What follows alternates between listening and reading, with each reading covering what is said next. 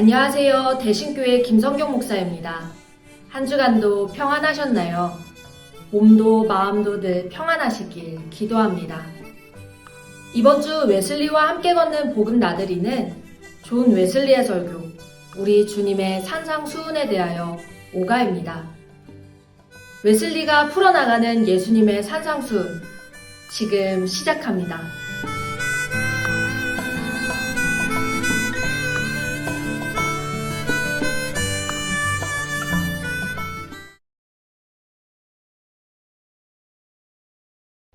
마태복음 5장 17절에서 20절입니다. 화면에 나오는 말씀을 함께 읽도록 하겠습니다. 읽겠습니다. 내가 율법이나 선지자를 폐하러 온 줄로 생각하지 말라. 폐하러 온 것이 아니요 완전하게 하려 함이라. 진실로 너희에게 이르노니 천지가 없어지기 전에는 율법의 1.1획도 결코 없어지지 아니하고 다 이루리라. 그러므로 누구든지 이 계명 중에 지극히 작은 것 하나라도 버리고 또 그같이 사람을 가르치는 자는 천국에서 지극히 작다 일컬음을 받을 것이요 누구든지 이를 행하며 가르치는 자는 천국에서 크다 일컬음을 받으리라. 내가 너희에게 이르노니 너희 의가 서기관과 바리새인보다 더 낫지 못하면 결코 천국에 들어가지 못하리라. 아멘.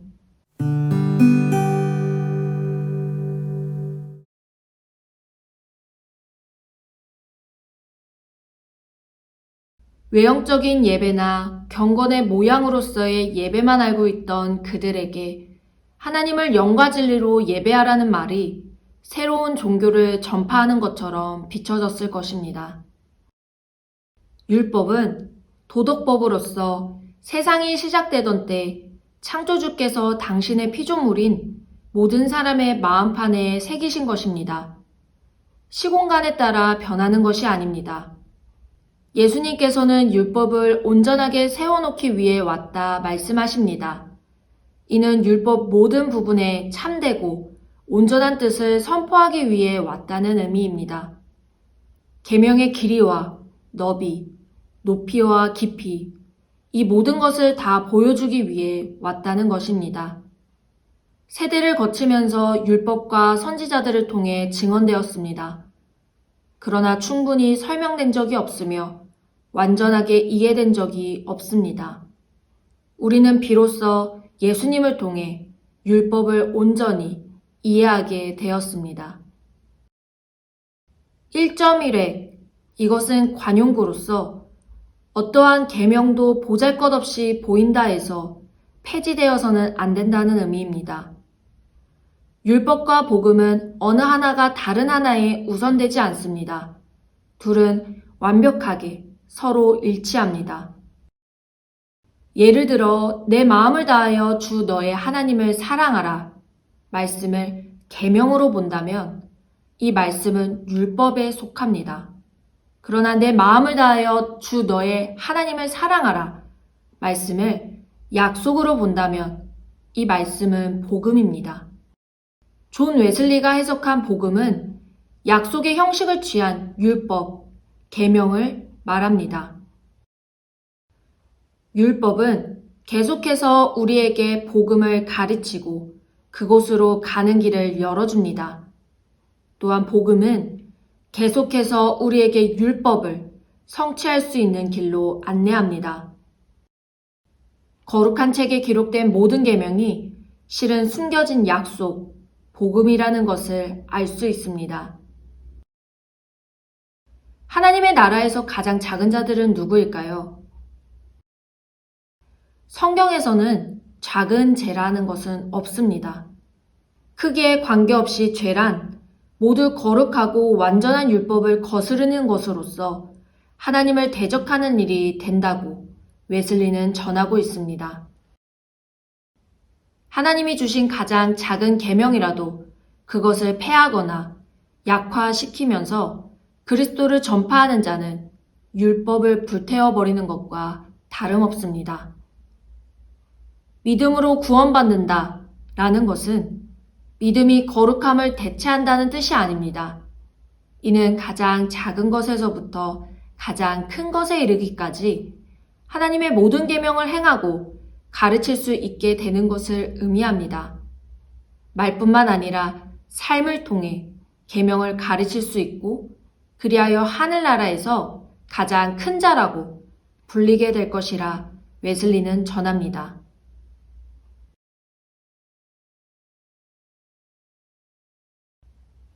서기관과 바리새인은 신약 성경에서 우리 주님을 끊임없이 대적하는 이들로서 하나님의 율법에 정통한 사람들입니다. 유대인 공동체에서 하나님의 율법을 연구하는 공인된 설교자들입니다.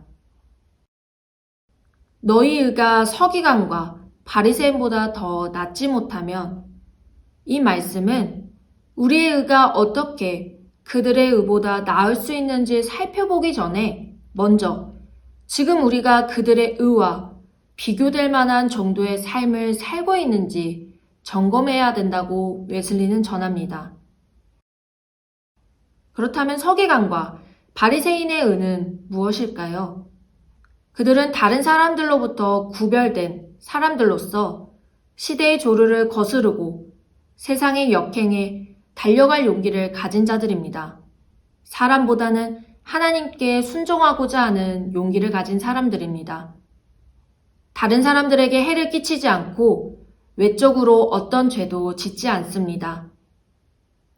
내가 하기 싫은 것을 남에게 시키지 않는 공정과 자비의 척도를 가진 자로서 남의 것을 착취하지 않습니다. 다른 사람의 무지나 절박한 형편을 이용해 이득을 취하지 않고 모든 은혜의 수단을 사용하여 하나님과 더 가까워지려고 노력하는 사람들입니다. 자신이 가진 모든 것에 11조를 바치고 구제헌금을 드리며 선을 행하는 사람들입니다. 그러나 그리스도인의 의가 더 뛰어나다고 말합니다. 장로들의 전통에 따라 율법의 일면만을 강조했습니다. 그들의 의는 부분적입니다. 그러나 그리스도인들의 의는 완전합니다. 율법의 문자적인 뜻뿐만 아니라 그것의 정신까지도 충족시키고 있기에 뛰어납니다. 내적인 순종은 심령의 가난, 애통함, 온유함, 의에 줄이고 목마름, 이웃을 사랑함, 마음의 청결함입니다. 모두 내적인 것으로 이곳에서부터 흘러나와 외적인 순종에 이르게 합니다. 그러므로 웨슬리는 말합니다. 뒤처지지 않게 하십시오. 세상의 풍속과 유행을 따라가지 말고 믿음을 지키며 계명을 지켜 나가십시오. 더불어 은혜의 수단을 사모하며 선을 행함에 있어서 이들에게 뒤처지지 않도록 하라고 웨슬리는 말하고 있습니다. 뛰어난 것이 되게 하십시오. 그리스도교는 마음의 종교입니다. 하나님의 모든 계명을 굳게 붙들며 율법의 내적 의미, 그 정신을 온전히 이루십시오. 이 정신은 마태복음 5장 3절에서 12절에 예수님께서 자세히 말씀하고 계십니다. 여러분 안에 있는 모든 것이 살아계신 하나님을 향해 목말라하게 하고 그의 형상을 사모하며 그 형상을 담는 일에서 그 목마름을 해결하도록 하십시오. 하나님을 사랑하고 모든 사람을 사랑하십시오. 이는 율법학자들과 바리새인들의 의보다 뛰어나다고 존 웨슬리는 말하고 있습니다.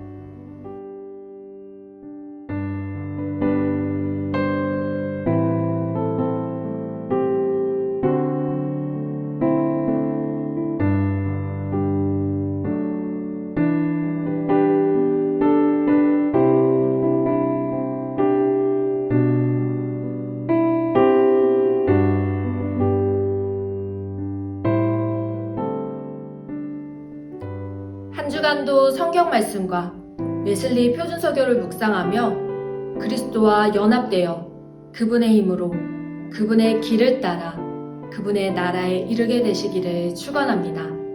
다음 시간에 뵙겠습니다.